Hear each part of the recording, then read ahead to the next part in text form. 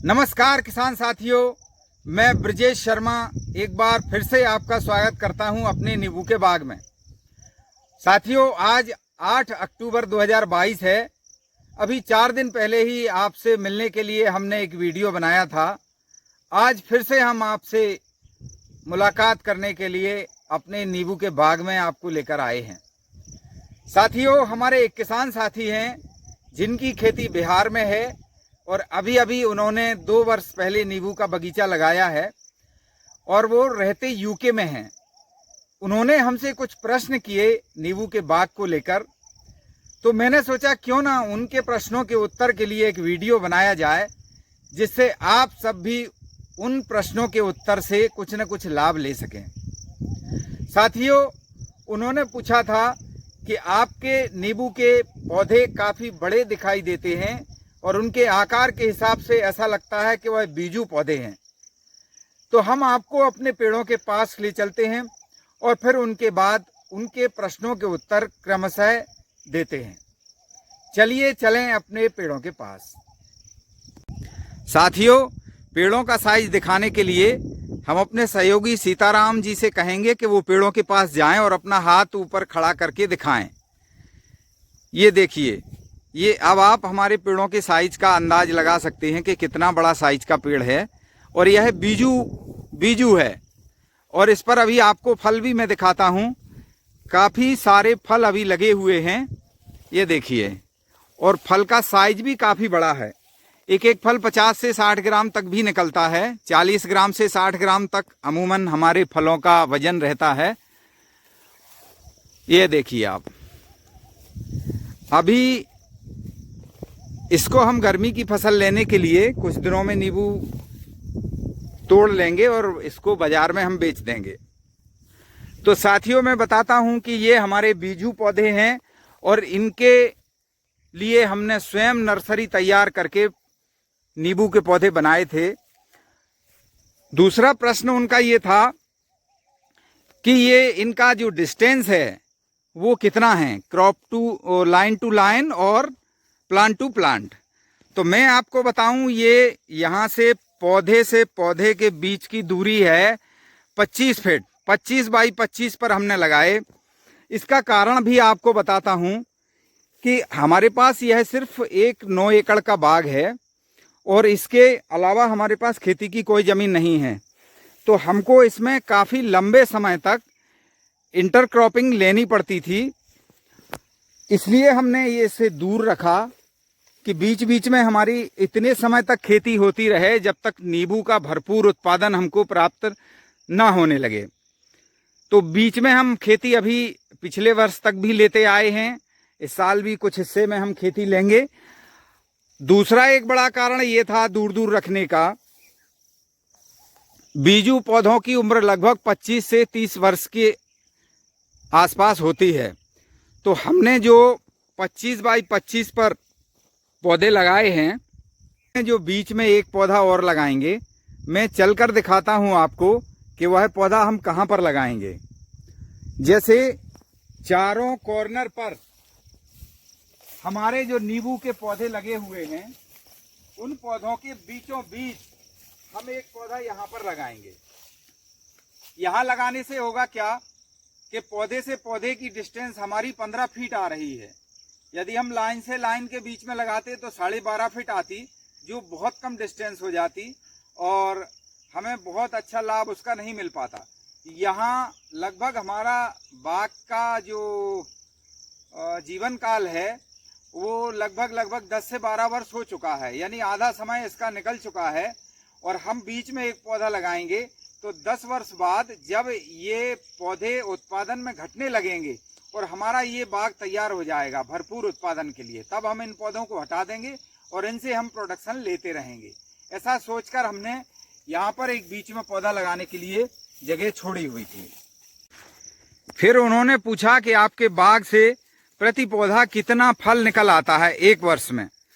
तो ये हमने लगभग देखा है कि एक पौधे से, जो हमारा ये बड़ी साइज के पौधे हैं, इनसे 1.5 कुंटल से ऊपर के लगभग फल हम ले लेते हैं एक वर्ष के दौरान। हमारे खेत में जैसा हम पहले कई बार आप लोगों से चर्चा कर चुके हैं कि जल भराव की स्थिति रहती है, तो इस बारे में भी उन्होंने प्रश्न किया कि जल भराव से पौधों के उत्पादन पर क्या असर पड़ता है। तो मैं आपको जल भराव की स्थिति दिखाने के लिए ले चलता हूं। अभी तो यहाँ नीचे काफी नमी है, बारिश भी हो गई है 2 दिन पहले, कल तक भी बारिश हुई है और आज भी मौसम बारिश के जैसा ही है। जैसा कि आप देख रहे हैं, अभी इतनी नमी में इन पौधों पर कोई विशेष नुकसान हमको दिखाई नहीं देता है। बाकी जहां और अधिक पानी भरता है वह जगह भी हम आपको दिखाएंगे, ले चलते हैं आगे। वहां की स्थिति में कुछ पौधों में नुकसान हुआ है और क्या नुकसान हुआ है ये भी हम बताते हैं आपको। यहाँ ये देखिए, अभी भी पानी भराव की स्थिति है। देखिए खेत में पानी भरा हुआ है, तब भी पौधे हमारे अच्छी तरह से खड़े हुए हैं। बस इसमें नुकसान ये होता है कि हम गर्मी की फसल के लिए अभी स्ट्रेस देना चाहें पौधों को, तो पौधों को स्ट्रेस देने में हमें थोड़ी सी दिक्कत होती है। अब यहाँ यह देखिए कि ये लाइन जो है, जहाँ ज्यादा पानी भरता है वहां के हम नजदीक हैं। तो ये आप देखिए कि यहाँ पर जो पौधों की ग्रोथ है वो अपेक्षाकृत पिछले हिस्से के कम है। पौधों की लंबाई भी कम है, उनका फैलाव भी कम है। तो यहाँ ये नुकसान हमें देखने को आया है। ये देखिए सब छोटी साइज के पौधे आपको दिखाई दे रहे हैं, एक ही साथ लगाए हुए थे सारे। और यहाँ अधिक पानी की स्थिति रहती है। ये देखिए यहाँ पानी भरा हुआ है, तो यहाँ इस स्थिति में ये पौधे छोटे हैं, बहुत ज्यादा ग्रोथ नहीं कर पाए हैं। यहाँ मैं यह स्थिति आपको बताऊं कि ये जो पौधे आप देख रहे हैं ये सब मैंने स्वयं तैयार किए थे। और इसके बाद में NRCC 7 का भी हमने एक हिस्से में बाग लगाया है। वो पौधे अभी बहुत छोटे हैं और उनमें उत्पादन शुरू नहीं हुआ है, तो उनके बारे में मुझे ये बता पाना अभी संभव नहीं है कि कौन सी वैरायटी ज़्यादा अच्छी है। NRCC 7 हमारे लिए उपयुक्त है या फिर हमने जो कागजी नींबू स्वयं तैयार करके बनाया है ये उपयुक्त है। अभी हम दोनों की नर्सरी तैयार कर रहे हैं। हम भी कुछ एक्सपेंशन करेंगे, अपने नींबू के पौधे बढ़ाएंगे। और हमारे बहुत सारे साथियों ने भी अपनी मांग हमें भेजी है कि हमें नींबू के पौधे चाहिए, तो उनके लिए भी हम गुट्टी वाले पौधे तैयार करने जा रहे हैं। संभावना है कि इस वर्ष NRCC 7 में कुछ फल आए, तब उनका साइज और उनके फलन की स्थिति देखकर पता लगे कि क्या उनका उत्पादन है, फल का साइज कैसा है, तो तभी मैं कुछ कहने की स्थिति में रहूंगा। तो किसान साथियों, मैंने प्रयास किया है कि हमारे उन किसान साथी के सभी प्रश्नों के उत्तर मैं दे सकूं और उनसे आप भी लाभ ले सकें। साथियों, बारिश जैसे ही समाप्त होती है, नींबू के बाग में काम शुरू हो जाएगा। आप सब हमारे किसान परिवार के सदस्य हैं।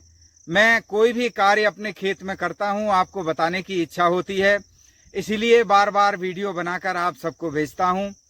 हो सकता है बहुत सारे साथी हमारे हमसे ज़्यादा अनुभव रखते होंगे, इसके बाद भी मैं अपने अनुभव आपसे साझा करता हूं। यदि एक किसान भी मेरे अनुभवों से लाभ ले सकेगा तो मुझे बड़ी प्रसन्नता होगी। मुझे सबसे अधिक प्रसन्नता उस समय हुई जब यूके में रहने वाले हमारे एक भारतीय खेती में इतना रुचि रखते हैं। साथियों, यदि मेरे अनुभवों से एक किसान भी लाभान्वित हुआ तो मेरी मेहनत का सबसे बड़ा पुरस्कार वही कहलाएगा और मुझे बहुत अधिक प्रसन्नता होगी। साथियों, विदेशों में रहने वाले हमारे किसान अपने देश की खेती में इतनी रुचि लेते हैं, ये बहुत बड़ी प्रसन्नता का कारण है। बहुत अच्छा लगता है जब विदेशों से लोग फ़ोन करके पूछते हैं अपने खेती के बारे में, अपने नींबू के बाग के बारे में। साथियों, बार बार आपसे भेंट करता रहूँगा वीडियो के माध्यम से। मिलेंगे कुछ समय बाद एक अगले वीडियो में। तब तक के लिए ब्रजेश शर्मा को अनुमति दीजिए। नमस्कार।